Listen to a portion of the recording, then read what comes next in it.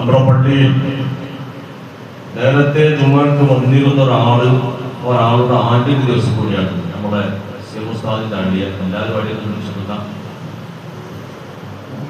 9ാമത്തെ ആണ്ടിന്റെ ദിവസമാണ്.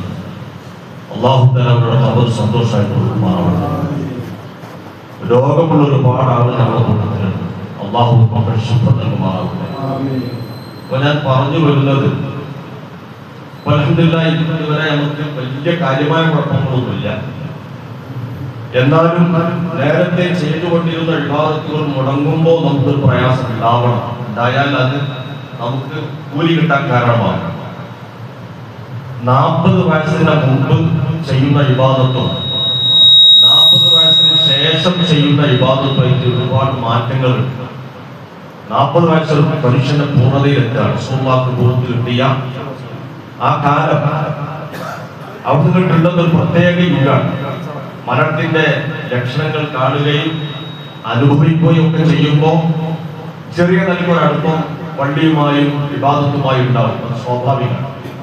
പക്ഷെ അതേ സമയത്ത് 40 വയസ്സിന്റെ മുമ്പുള്ള ആ നല്ല കാലം, ആ കാലത്ത് ഒരു നന്മ ചെയ്തു, ആ നന്മ ചെയ്തു 40 വയസ്സിന് ശേഷം അവൻ അസുഖമായി അവന് ചെയ്യാൻ കഴിയില്ലെങ്കിൽ അന്ന് ചെയ്ത അതേ മാതിരി രേഖപ്പെടുത്തുന്നതാണ്. നമുക്കൊക്കെ എത്ര രേഖപ്പെടുത്താണ്ടോ എന്ന് ഓരോരുത്തരും മനസ്സിലാക്കിയാൽ മതി. അല്ലാഹു നമുക്ക് വലിയ നിരക്ക് രേഖപ്പെടുത്തി തരട്ടെ. നന്നാക്കി ദ്വാരക്കാം. പടച്ചറപ്പിന് ദേഷ്യം പിടിക്കുക എത്ര ദ്വാരണ്ടാലും. അപ്പൊ അതുകൊണ്ട് ചെറുപ്പക്കാരോട് ഓർമ്മപ്പെടുത്താനുള്ളത്, കിട്ടിയ ചാൻസുകൾ അത് അവിടെയും ഇരുന്ന് വർത്താനം പറഞ്ഞ് വാട്സപ്പ് അങ്ങോട്ട് നോക്കി ഇങ്ങോട്ട് ചാറ്റ് ചെയ്ത് ഇങ്ങനെ സമയം കളയാതെ, എന്റെ ജീവിതമാണ് ഈ കഴിഞ്ഞു പോകുന്നത്, ഓരോ സെക്കൻഡ് തോറും മരണത്തിലേക്ക് ഞാൻ അടുക്കുകയാണ്, എപ്പോഴാണ് മരിക്കുക എന്നറിയില്ല, ഇന്ന് വൈകുന്നേരമാവുന്ന എടുത്തല്ല, അതുകൊണ്ട് എത്ര കിട്ടും അറിയാത്തത് കൊണ്ട് കിട്ടുന്ന ചാൻസുകൾ ഉപയോഗപ്പെടുത്തട്ടെ എന്നൊരു ചിന്ത നമ്മുടെ മനസ്സിലുണ്ടാവുകയും ആ ചിന്ത മുഖേന നമ്മുടെ ആരാധനകൾ നന്നാക്കി എടുക്കാൻ വേണ്ടി ശ്രമിക്കുകയും ചെയ്യണമെന്ന് ഓർമ്മപ്പെടുത്തുകയാണ്. ഞങ്ങളുടെ കുട്ടിക്കാലം കഴിഞ്ഞു അല്ലേ, കുറെ മുന്നിൽ കുറച്ച് ആൾക്കാരുണ്ടല്ലോ, തെച്ച ആൾക്കാർ. അപ്പൊ നമ്മളൊക്കെ ആ ലിസ്റ്റ് പെട്ടവരാണ്. നമ്മളൊക്കെ ഒരുങ്ങി നിൽക്കാം. ഒരുങ്ങിക്കാലം ഇബാദത്തൊന്നല്ല, എപ്പോഴാ വരിക എന്നുള്ള ശ്രദ്ധിച്ചിങ്ങനെ നിൽക്കുകയാണ്. അതേ സമയത്ത് പ്രായം കുറഞ്ഞ ആളെ ഇനി കുറച്ച് കാലം ഉണ്ട് എന്നത് തോന്നൽ നമുക്ക് മുമ്പുണ്ടായി. നമുക്ക് മുമ്പുള്ള അവസ്ഥ നേരത്തെ വർഷം ഉണ്ടായിരുന്നു, ഇപ്പൊ അത് കുറഞ്ഞിട്ടുണ്ട്. അപ്പൊ അതുകൊണ്ട് കിട്ടുന്ന ചാൻസ് ഉപയോഗപ്പെടുത്താൻ വേണ്ടി നമ്മൾ ശ്രമിക്കണം. പരിശുദ്ധ റമളാൻ, ഈ റമളാനിൽ ഇന്നലത്തെ പവറല്ല ഇന്ന്, അവർ കൂടിക്കൊണ്ടേയിരിക്കുകയാണ്. ഇന്നലത്തേതിനേക്കാൾ പവറുള്ള ദിവസമാണ് ഇന്ന്. വെള്ളിയാഴ്ച കൂടെ പവർ ഒന്നും കൂടി പോയി. അപ്പൊ കഴിയും തോറും പവർ കൂടുമ്പോൾ അതിൽ പിന്മാറ്റം നമ്മൾ ഉണ്ടാവാൻ പാടില്ല. പഴയ കാലത്തിന്റെ വയസ്സന്മാരെ 10, ചെറുപ്പക്കാരെ 10, കുട്ടികളെ 10, 3, 10 ജോലി ചെയ്തു. ഇവിടെ ഉണ്ടായിരുന്നു എന്റെ നാട്ടിലെ കഥ പറഞ്ഞത്. അവസാനമാകുമ്പോൾ വളരെ കുറച്ചാളെ പണിയുള്ളൂ, വളരെ കുറച്ചാളുകൾ.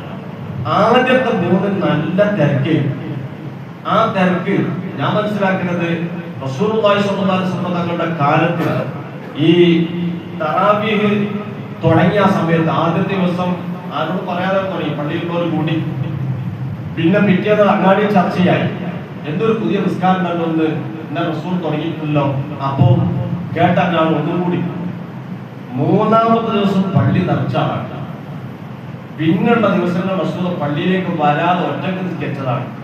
ജനങ്ങളോട് കൂടിയോ അതേ സമയത്ത് ചോദിച്ചപ്പോൾ അവിടുന്ന് പറഞ്ഞത്, ജനങ്ങളുടെ ഈ വല്ലാത്ത അത്യാഗ്രഹം കണ്ട് അല്ലാഹു തആല നിർബന്ധമാക്കിയാൽ 2026 എന്നെ പോലെ നമ്മളെ പോലുള്ള ആളുകൾക്ക് ഇത് ക്ഷീണമാവുമെന്ന് മനസ്സിലാക്കി റസൂൽ അന്ന് അത് പിന്മാറിയതാണ്. പിന്മാറിയിട്ടില്ലെങ്കിൽ നമ്മൾ ഈ നിർബന്ധമായി നിസ്കരിക്കേണ്ടിയിരിക്കും.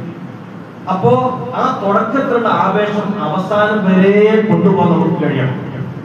അങ്ങനെ അവസാനം റമളാനിന് ശേഷം നമുക്ക് ബോധ്യമാവും റമളാൻ സ്വീകരിച്ചില്ലേ, റമളാനിന്റെ ശേഷം ജീവിതത്തിൽ എന്തെങ്കിലും മാറ്റം വന്നോ. മാറ്റം വന്നിട്ടുണ്ടെങ്കിൽ ഇൻഷാ അല്ലാഹ് നമുക്ക് സമാധാനിക്കാം, എന്തോ ഒരു പൊരുത്തം നമുക്ക് കിട്ടിയിട്ടുണ്ട്. അതേ സമയത്ത് ഒരു മാറ്റമില്ല, മുമ്പിട്ട് അതേമാതിരി തന്നെയാണ്. സംസ്കാരത്തിലോ പ്രധാനത്തിലോ മറ്റൊരു വിഷയത്തിൽ ഒരു മാറ്റമില്ല, അതേമാതിരി തന്നെയാണെങ്കിൽ ഒരു ബേജാറാണ്. നമുക്ക് അനുകൂലമായി നിന്നിട്ടില്ല എന്ന് ബോധ്യമാവുകയും ആ ബോധ്യമാകുന്നതിന് മുമ്പ് ഈ കിട്ടിയ ചാൻസ് ഉപയോഗപ്പെടുത്താൻ വേണ്ടി ശ്രമിക്കണം എന്ന് ആമുഖമായി ദുആ ചെയ്തുകൊണ്ട് പറഞ്ഞുകൊണ്ട് പരിശുദ്ധ ഖുർആനിൽ അല്ലാഹു സുബ്ഹാനഹു വ തആല പറഞ്ഞ ഒരു ആയത്താണ് ഞാൻ ഓതിയത്. വിജയിച്ച ആളുകൾ സ്വർഗ്ഗത്തിലാണ്, അവർ ശാശ്വതമായ സ്വർഗ്ഗത്തിൽ തന്നെയാണ്, അവർക്ക് വല്ലാത്തൊരു സന്തോഷമാണത്. ആ സ്വർഗ്ഗത്തിൽ എത്താൻ വേണ്ടി നബി സല്ലല്ലാഹു അലൈഹി വസല്ലം പറഞ്ഞ ഒരുപാട് കാര്യങ്ങളുണ്ട്. ആ കാര്യങ്ങൾ ഒന്ന് സുഹുദ് എന്ന് പറയുന്ന സ്വഭാവം നമ്മുടെ ജീവിതത്തിൽ ഉണ്ടാവുക എന്നതാണ്. സുഹുദ് എന്ന് പറഞ്ഞാൽ ദുന്യാവിനോട് കെട്ടിപ്പിണഞ്ഞുകൊണ്ടുള്ള ജീവിതം. എപ്പോ നോക്കിയാലും ആ വിഷയം ചർച്ച, എപ്പോ നോക്കിയാലും അതന്നെ, ആ ഒരു അവസ്ഥയില്ലാതെ പരലോകത്തെ കുറിച്ചുള്ള പ്രതീക്ഷയും ആഗ്രഹവും ഉണ്ടാകുക. പരലോകത്തെ എനിക്ക് എത്തിക്കിട്ടണം, അവിടെ എനിക്ക് സുഖമായി കഴിയണം എന്ന ചിന്ത നമ്മുടെ മനസ്സിലുണ്ടാകുമ്പോൾ ദുന്യാവിനോട് കെട്ടിപ്പിണഞ്ഞുള്ള ജീവിതത്തെ കുറിച്ച് ചെറിയൊരു മാറ്റം വരും.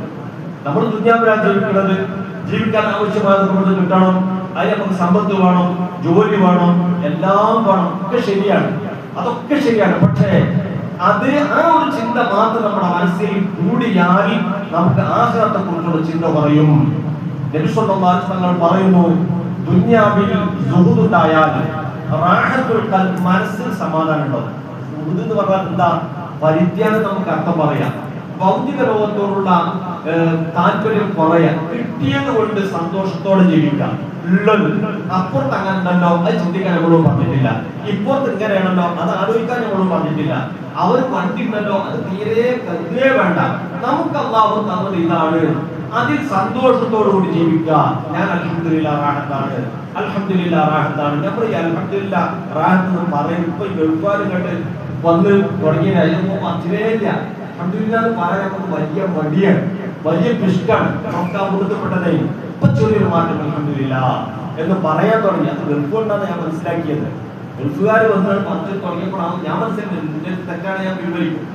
ഏതായിരുന്നാലും ഇപ്പൊ ചെറിയൊരു മാറ്റം അൽഹംദുലില്ലാഹ് പറയാം. ആ അൽഹംദുലില്ലാഹ് അത് നമ്മുടെ നാട്ടിൽ എപ്പോഴും വരേണ്ടതിരിക്കാണ്. ആ മൂല്യം കിട്ടും. അത് മാത്രമല്ല, തനിക്കിപ്പോൾ അള്ളാഹു തന്ന ജീവിതം സന്തുഷ്ടമാണ് എന്ന് അള്ളാഹുവിന് ബോധ്യപ്പെടുത്തൽ കൂടി അതിലുണ്ട്. അപ്പൊ മനസ്സിന് സമാധാനം ഉണ്ടാവും, ശരീരത്തിനും വേറെ പ്രശ്നങ്ങളൊന്നുമില്ല, അത് കിട്ടുന്നത് യാതൊരു ചിന്ത ഉണ്ടാവില്ല. ഭൗതിക ലോകത്തോട് വല്ലാത്ത താല്പര്യം ഉണ്ടായാൽ അവരെപ്പോഴും മനക്ലേശമായിരിക്കും. ഒരു മനസ്സിന് സമാധാനം ഉണ്ടാവില്ല. അവിടെ എനിക്ക് അത് കിട്ടിയല്ലോ, ഓൻ അത് കിട്ടിയല്ലോ, ഈ ചിന്തകൾ കൂടുമ്പോ ഒരു സമാധാന നിസ്കാരത്തിൽ ചിലപ്പോ ഫാത്തിഹ ഓതേണ്ട സ്ഥാനത്ത് അത്തഹിയ്യാത്ത് ഓതി വരും, അത്തഹിയ്യാത്ത് ഓതേണ്ട സ്ഥാനത്ത് ഫാത്തിഹ ഓതേണ്ടി വരും. ഇങ്ങനെ മാറ്റം ചിന്ത അവിടെ ഉള്ളത്.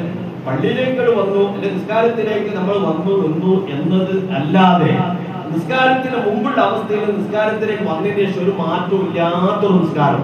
ആ നിസ്കാരം നമ്മളിൽ അധികം പേര് നിസ്കരിക്കാൻ കഴിയുന്നത്. അതിന് മാറ്റം വന്നാൽ അൽഹംദുലില്ലാഹ്. നിങ്ങൾ ചിന്തിച്ചു നോക്കി, നമ്മളിപ്പോ 15 വയസ്സ് മുതൽക്ക് കൃത്യമായി നിസ്കരിക്കുന്ന ആളുകളാണല്ലോ. വല്ലതും കുറയുമോ ഉണ്ടെങ്കിൽ അല്ലാഹു അതൊക്കെ പുറത്തു വരുമാറാവട്ടെ. അന്ന് മുതൽക്ക് ഇന്ന് വരെ നിസ്കാരം എന്നെ സംബന്ധിച്ചോ 45 കൊല്ലത്തെ നിസ്കാരം നിർബന്ധമായ നിസ്കാരമാണ്. ഈ 45 കൊല്ലം നിസ്കാരത്തിന്റെ കൂട്ടത്തിൽ ഞാൻ നിങ്ങളോട് വ്യക്തമായി പറയുന്നു, ഒരു 2 റക്അത്ത് പോലും അതിന്റെ അവ്വൽ മുതൽ ആഖിർ വരെ അല്ലാഹ് എന്ന ചിന്തയോടുകൂടി നിസ്കരിക്കാൻ എന്നോട് കഴിഞ്ഞിട്ടില്ല. പലപ്പോഴും ശ്രമിച്ചു നോക്കിയിട്ടുണ്ട്. തുടക്കത്തിൽ 1 റക്അത്ത് കിട്ടിയെന്ന് വരും, എപ്പോഴേ പിടുത്തം കിട്ടുന്നില്ല. എന്റെ കഥ പറഞ്ഞത് എപ്പോഴേ വിട്ടതെന്നൊരു പിടുത്തം കിട്ടാൻ അങ്ങനെ പോകുന്നിങ്ങനെ ഫാത്തിഹയെ ഓരോ ആയത്തും ചിന്തിച്ചുകൊണ്ട് അതിന്റെ അർത്ഥം ചിന്തിച്ചുകൊണ്ട് ഇങ്ങനെ പോകുന്നത്. ചെറിയ സൂറത്ത് ഓതി ഇങ്ങനെ പോണതിന്റെ ഇടയിൽ കൂട്ടപ്പെട്ടിട്ടുണ്ടാവും. പിന്നെ ഉള്ളപ്പോ പോയിട്ട് 2ാമത് തിരിച്ചു വരും. എന്റെ ഭാര്യകൾ ആര് ഞങ്ങളോട് പറയാം, അള്ളാഹു നമുക്ക് കണ്ടു നന്നാക്കി തരുമാറാവട്ടെ. അപ്പൊ ഈ 45 കൊല്ലത്തെ നിസ്കാരം എന്റേത് അങ്ങനെയാണെന്ന് പറയുമ്പോൾ നിങ്ങളൊക്കെ പക്ഷെ അതിനേക്കാൾ മെച്ചപ്പെട്ടതായിരിക്കും. അള്ളാഹു മെച്ചപ്പെടുത്തി തരട്ടെ നമുക്ക്. അങ്ങനെയാണെങ്കിൽ എന്തായിരുന്നു നമ്മുടെ അവസ്ഥ എന്ന് നമ്മൾ ചിന്തിച്ചാൽ മതി. ആ നിസ്കാരം കൊണ്ട് എന്തായിരുന്നു നമ്മുടെ ഗുണം, നമുക്ക് എന്താണ് പരലോകത്തുണ്ടാകുക എന്നതിനെ കുറിച്ച് നമ്മൾ ആത്മാർത്ഥമായി ചിന്തിക്കുക. എന്നിട്ട് നിസ്കാരത്തിലേക്ക് നിൽക്കുമ്പോ അല്ലാഹുമ്മ അഊദു ബിക മിൻ ഹമസാത്തി ശയാത്തീൻ വ അഊദു ബിക റബ്ബി അൻ യഹ്ദുറൂൻ. 2 ആയത്തുകളാണ് പരിശുദ്ധ ഖുർആൻ. പിശാച് വരാതിരിക്കാൻ നിയ്യത്ത് ചെയ്യുന്നതിന്റെ മുമ്പ് ആ ഒരു ദിക്ർ ചൊല്ലി, ആ ഒരു ആയത്ത് ചൊല്ലി നിസ്കാരത്തിലേക്ക് നിന്ന് എന്നിട്ട് തക്ബീറത്തിൽ നിയ്യത്ത് ഇങ്ങനെ നമ്മൾ നമ്മളോട് പറയും. ആ തക്ബീർ എല്ലുമ്പോൾ അത് ചെയ്യണം, ആ മനസ്സിൽ നമുക്കത് കൊണ്ടുവരുന്നതാണ്. അല്ലാഹു അക്ബർ എന്ന് തക്ബീറത്തുൽ ഇഹ്റാം ചൊല്ലുന്നതിനിടയിൽ അത് മനസ്സിൽ കൊണ്ടുവരണം എന്നാണ്. എങ്ങനെ അല്ലാഹു അക്ബർ പറയേണ്ടത്? ആ അള്ളാഹു അക്ബർ എത്തുമ്പോൾ എന്ത് ചെയ്യണം? കൈ ഉയർത്തിനെടുത്തുമ്പോൾ അക്ബർ തീരണം എന്നാണ് പണ്ഡിതന്മാർ പറഞ്ഞു വെച്ചത്. പലപ്പോഴും പല കോലത്തിലാണ് നമ്മൾ കാണാറുള്ളത്. ചിലപ്പോ അള്ളാഹു അക്ബർ എന്ന് പറയുമ്പോൾ അള്ളാഹു അക്ബർ ഇങ്ങോട്ട് കിട്ടുന്ന വരെ അത് നീളലുണ്ട്, പല കോലത്തിലുണ്ട്. അത് നിർബന്ധമുള്ള വിഷയം എന്നാ പറഞ്ഞത്. പക്ഷെ ഇത് സുന്നത്തുള്ളത് അള്ളാഹു അള്ളാഹു ഇവിടെ എത്തുമ്പോൾ അക്ബർ തീരണം. അല്ലാഹു അക്ബർ പറയുന്നതിനിടയിൽ ഞാൻ നിസ്കരിക്കുന്ന നിസ്കാരം അത് ആ നിയ്യത്തിന്റെ രൂപം അവസാനം വരെ വെട്ടൊക്കെ കിതാബ് എഴുതി വെച്ചത് കാണാം. ഏറ്റവും ആ നിയ്യത്തെങ്കിലും കൊണ്ടുവരാൻ നമ്മൾ ശ്രമിക്കണം. ആദ്യം നിയ്യത്ത് വെച്ച് തക്ബീറത്തുൽ ചൊല്ലി ചൊല്ലി അക്ബർ പൂർത്തിയാവുന്നതിന് മുമ്പ് ഈ ഒരു നിയ്യത്ത് അല്ലാഹു തആലക്ക് വേണ്ടി ഞാൻ മൗമൂമായി നിസ്കരിക്കുന്നു അല്ലെങ്കിൽ ഇമാമായി നിസ്കരിക്കുന്നു, നിയ്യത്ത് അതിന്റെ ഇടയിൽ കൊണ്ടുവരാൻ കഴിയണം. ആ നിലയ്ക്ക് ഞാൻ പറഞ്ഞു വന്നത് നമ്മുടെ ജീവിതത്തിൽ ചെയ്ത ഒരു 2 റക്അത്ത് പോലും റബ്ബിന്റെ മുമ്പിൽ ഇതാ പ്രിയമായ നിസ്കാരം എന്ന് പറഞ്ഞ് സമർപ്പിക്കാൻ നമുക്ക് കഴിയില്ല. അതുകൊണ്ട് നാം പ്രത്യേകം റബ്ബിനോട് ദുആ ചെയ്തുകൊണ്ടേയിരിക്കാം. അതിൽ പറ്റിയ ഒരു 10 അതിൽപ്പെട്ട ഏറ്റവും വലിയ ദിക്റാണ് അല്ലാഹു റഹ്മനി യാ അർഹമർ റഹീമീൻ. എനിക്ക് റഹ്മത്ത് ചെയ്യണമേ റബ്ബേ. ഈ റഹ്മത്തിന്റെ കൂട്ടത്തിൽ വിശാലമായ അർത്ഥമാണ് പണ്ഡിതന്മാർ പറഞ്ഞിരിക്കുന്നത്. ആ റഹ്മത്തിനെ കുറിച്ച് ബഹുമാനപ്പെട്ട ഇമാം റാസി തങ്ങൾ പറയുന്നു, ലിയകൂന ദാലിക ശാമിലൻ ജമീൽ അൻവാഇ റഹ്മത്തി. റഹ്മത്തിന്റെ എല്ലാ വകുപ്പും അതിൽ പെടണം. റഹ്മത്ത് എന്ന കാരുണ്യം, നമ്മൾ അല്ലാഹു തആല നമുക്ക് കാരുണ്യം ചെയ്ത് തന്നുകൊണ്ട് നമുക്ക് രക്ഷപ്പെടാൻ കഴിയണം. അത് നമ്മൾ മറ്റുള്ളവരോട് കരുണ ചെയ്യണം. ഒന്ന് പറയുന്നു അൻയഹ്സുറഫിൽ ഖൽബി നൂറുൽ ഈമാനി വത്തൗഹീദി വൽ മഅരിഫത്തി. അവന്റെ മനസ്സിൽ ഈമാനികമായ പ്രകാശം കരസ്ഥമാകുക. ഈ റഹ്മത്തുൽ ഉദ്ദേശിക്കുന്നത് അതാ. ഒന്ന്, അവന്റെ മനസ്സിൽ ഈമാനിൽ പ്രകാശം ഉണ്ടാവുക. രണ്ടാമത് അവന്റെ അവയവങ്ങളിൽ അൻയഹ്സുറഫിൽ ജവാരിഹി വൽ അഅദാഇ നൂർ ത്വാഅത്തി വൽ ഉബൂദിയത്തി വൽ ഖിദ്മത്തി. അല്ലാഹു ചെയ്യുന്ന ഖിദ്മത്തുകൾ, അവൻ ചെയ്യുന്ന ആരാധനകൾ, അതിന്റെ ഒക്കെ പ്രകാശം അവന്റെ അവയവങ്ങൾ പ്രകടമാകണം. എന്ന് പറഞ്ഞാൽ അവയവങ്ങൾ പ്രകാശിക്കാത്തതിന്റെ അർത്ഥം എന്താണ്? അവയവങ്ങൾ തെറ്റിലേക്ക് പോകാതെ സംരക്ഷിക്കാൻ കഴിയണം.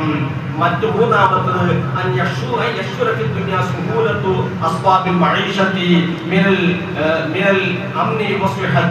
ജീവിക്കാൻ ആവശ്യമായ ജീവിതോപാധികൾ നമുക്ക് കിട്ടണം. അല്ലാഹുവിന്റെ റഹ്മത്ത് കിട്ടുമ്പോൾ അതുകൂടി വേണം. ജീവിക്കാൻ ആവശ്യമായത് അതിന് നമുക്ക് എന്ത് വേണം? ആരോഗ്യമാണ് ജോലിയാണെങ്കിൽ അങ്ങനെ ജീവിക്കാൻ ആവശ്യമാകും അതും കരുണയിൽപ്പെടുന്നു. നാലാമത്തെ മരണസമയത്ത് ആ ആത്മാവിനെ പിടിച്ചു വലിക്കുന്ന രംഗം മഹാന്മാർ പറയുന്നത്, ഈ മുള്ളിലേക്ക്, നമ്മുടെ നാട്ടിലുള്ള കയറമുള്ളുണ്ട്, ആ മുള്ളിലേക്ക് ഒരു തോർത്തുമുണ്ടിട്ട് ആ മുള്ളിൽ കുടുങ്ങിയ ഈ തോർത്തുമുണ്ട് പിടിച്ചു വലിക്കുമ്പോൾ എങ്ങനെയാണോ അത് വലിച്ചെടുക്കാൻ കഴിയുക, അത് കീറും, പെട്ടെന്ന് കിട്ടൂല. ആ നിലക്ക് ആത്മാവിനെ പിടിച്ചുകൊണ്ട് വലിക്കുമ്പോഴുള്ള ഒരു വേദന അത് സഹിക്കാൻ കഴിയാത്തതാണ്. ആ വേദനയില്ലാതെ രക്ഷപ്പെട്ടു കിട്ടണം. അതും ഈ റഹ്മത്തിന്റെ ഇനത്തിൽ പെടുന്നു. നാലാമത്തത് അഞ്ചാമത്തത്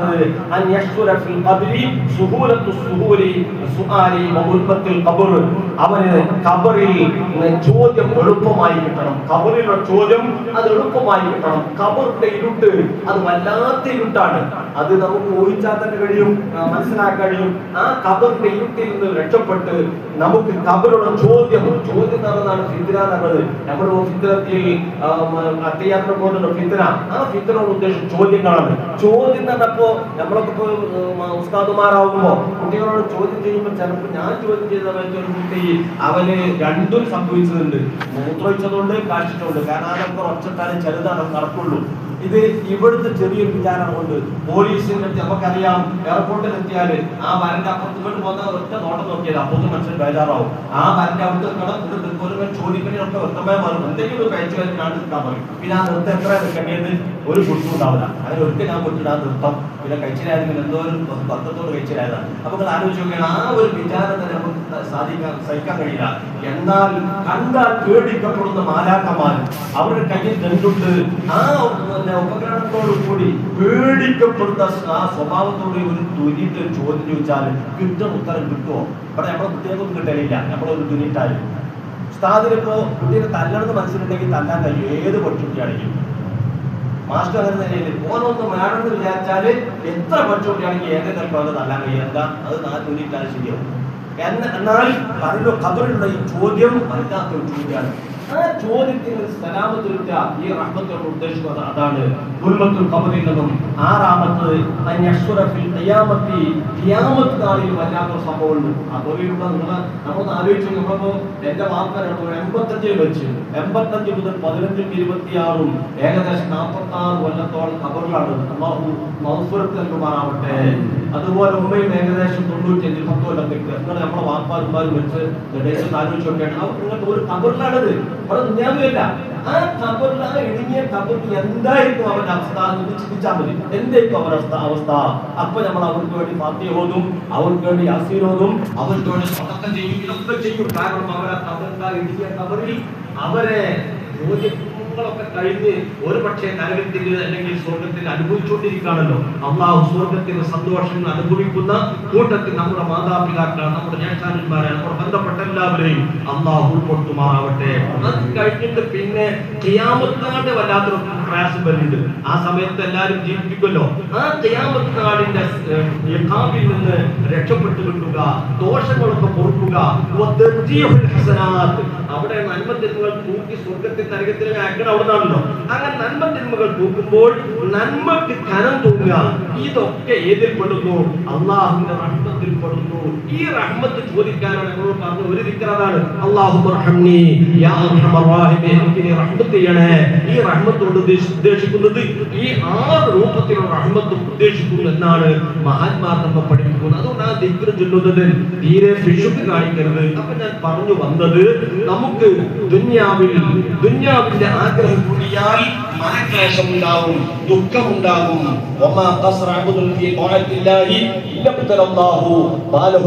ഒരു മനുഷ്യനെ അല്ലാഹു തആല നന്മ കൊടുക്കാൻ ഉദ്ദേശിച്ചാൽ പരീക്ഷണ ഉണ്ടാവുള്ളൂ. നല്ലത് കിട്ടാൻ ഉദ്ദേശിച്ചാൽ അല്ലാഹുവിനെ പരീക്ഷിച്ചുകൊണ്ടേയിരിക്കും. അതുകൊണ്ട് നാം എന്ത് വേണം? നമുക്ക് പരീക്ഷണം വരുമ്പോൾ അത് ക്ഷമിക്കാൻ നമുക്ക് കഴിയണം. രോഗങ്ങൾ വരുമ്പോൾ ക്ഷമിക്കാൻ കഴിയണം. അല്ലാഹു ഒരു മനസ്സും ആ ഒരു തൗഫീഖ് നമുക്ക് നൽകുമാറാവട്ടെ. ഇത് പറയാൻ എളുപ്പമാണ്. പരീക്ഷണം വരുമ്പോഴാണ് അത് അനുഭവിക്കുമ്പോഴായാലും സ്ഥിതി വരുള്ളൂ. ഇതിപ്പോ ക്ഷമിക്കണം നമുക്ക് ഇങ്ങനെ പറയാം, പക്ഷെ ആ പറച്ചില് ജീവിതത്തിൽ ഉൾക്കൊള്ളാൻ നമുക്ക് വേണം. മഹാന്മാർക്ക് എത്രയോ ക്ഷമിച്ച് നമുക്കറിയാലോ. നമുക്കറിയില്ല, ഇമാം ഷാറാണെന്ന് അല്ലാഹു അദ്ദേഹത്തിന്റെ ക്ഷമയുടെ അങ്ങേയറ്റം 3-4 കാര്യങ്ങൾ മൂപ്പര് എഴുതുകയാണ്. ഒന്ന്, മൂപ്പര് ഭാര്യ പ്രസവിച്ചു. ഏതാനും ദിവസങ്ങൾ കഴിഞ്ഞപ്പോൾ ഭാര്യയ്ക്ക് വല്ലാത്ത അസുഖം. ആ അസുഖം ബാധിച്ച് കിടക്കെ തന്നെ ചെയ്യാണ് മൂത്രമൊഴിക്കുക, കൺട്രോൾ തന്നെ മൂത്രമൊഴിക്കുക, കാഴ്ചയ്ക്ക. അങ്ങനെ ബാത്റൂമിൽ പോകാൻ കഴിയില്ല, അതിന്റെ ചെയ്യേണ്ട സ്ഥലത്ത് പോകാൻ കഴിയില്ല. അങ്ങനെ ഇതൊക്കെ സ്വന്തം കൈകൊണ്ട് വൃത്തിയാക്കി മാലിന്യങ്ങൾ വൃത്തിയാക്കി. അങ്ങനെ വൃത്തിയാക്കിയ ആ ഭാര്യയ്ക്ക് കരുണ ചെയ്തു. അങ്ങനെ അത് കഴിഞ്ഞാൽ കുറച്ച് കഴിഞ്ഞാൽ കുട്ടി കരയുമ്പോൾ ആ കരച്ചിൽ കൊണ്ട് ഭാര്യയ്ക്ക് പ്രയാസം ഉണ്ടാകുന്നത് മനസ്സിലാക്കി ആ കുട്ടിയെ എടുത്തുകൊണ്ട് രാത്രി ഉറക്കൊഴിച്ച് നമ്മുടെ ഉമ്മമാര് ഭാര്യമാര് മക്കൾ നോക്കുന്ന പോലെ നോക്കിയാണ് കുട്ടിയെ ഉറക്കും. എന്നിട്ട് ആ നിലക്ക് ഭാര്യയോട് കരുണ ചെയ്തു. മാത്രമല്ല, രോഗം നീണ്ടു. ആ സമയത്ത് കല്യാണം കഴിക്കേണ്ട പ്രായമാണ്, കല്യാണം കഴിക്കുക എന്ന് മനസ്സിലാക്കി. പക്ഷേ അപ്പോൾ അവർ ചിന്തിച്ചു, ഞാൻ കല്യാണം കഴിച്ചാൽ എന്താ ഉണ്ടാവുക? ഒരു ഭാര്യ അങ്ങനെ കൊണ്ടുവരുമ്പോൾ എന്റെ ഭാര്യയുടെ അസുഖം ഇനി കൂടുമല്ലോ, അത് അവർക്കൊരു പ്രയാസമല്ലേ എന്ന് കരുതിയിട്ട് മൂപ്പരുടെ വികാരത്തെ ശമിപ്പിക്കാനുള്ള മരുന്ന് കഴിച്ചു എന്ന് വരെ കിതാബിൽ എഴുതി വെച്ചതായി കാണുന്നു. ആ നേരം മൂപ്പർ എന്ത് ചെയ്തു? പിന്നെ ഒരു കല്യാണം കഴിക്കാതെ അദ്ദേഹത്തിന് യുവപ്രായത്തിൽ തന്നെ ആ നിലക്ക് കഴിഞ്ഞു. ഇങ്ങനെ 3-4 കരുണകൾ മൂപ്പര് ചെയ്തത് അദ്ദേഹത്തിന്റെ ചരിത്രം നോക്കിയാൽ നമുക്ക് കാണാൻ കഴിയും. അപ്പൊ നമുക്ക് പ്രയാസം വരുമ്പോൾ ക്ഷമിക്കാൻ കഴിയുക, അത് വല്ലാത്തൊരു തൗഫീഖാണ്. അല്ലാഹു നമുക്ക് ആ തൗഫീഖ് നൽകുമാറാവട്ടെ. എന്തൊക്കെയാണ് നമുക്ക് അല്ലാഹു കണക്കാക്കി നമുക്കറിയില്ല. നമ്മുടെ ജീവിതത്തിൽ എന്തൊക്കെ വരും, എത്ര സോക്കടായി കിടക്കും, എന്തെല്ലാം